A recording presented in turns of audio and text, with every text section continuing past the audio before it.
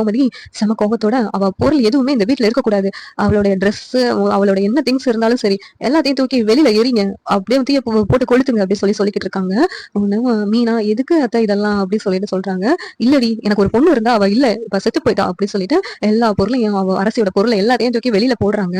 போட்டதும் அத்தை நீங்க இதெல்லாம் கொளுத்தலாம் வேண்டாம் அத்தை, நம்ம போய் அந்த வீட்டுல குடுத்துடலாம், இல்லாட்டி பழனிவேல் சித்தப்பா இருக்காங்கல்ல அவங்க மூலமா கொடுத்துடலாம் அப்படின்னு சொல்லிட்டு மீனா சொல்றாங்க.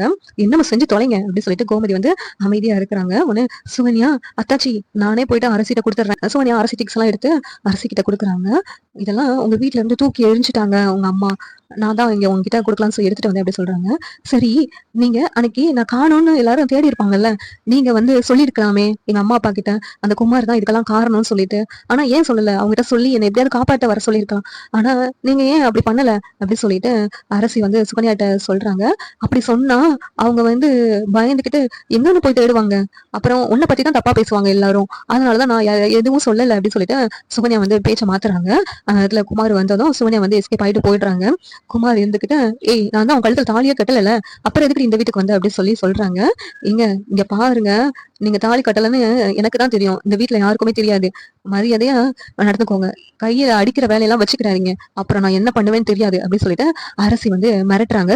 இந்த சீரியல் எப்படி இருந்தா நல்லா இருக்கும் நீங்க நினைக்கிறீங்கன்னு கமெண்ட் பண்ணுங்க. இந்த வீடியோ பிடிச்சிருந்தா லைக் பண்ணுங்க, ஷேர் பண்ணுங்க, சப்ஸ்கிரைப் பண்ணுங்க. தேங்க்யூ.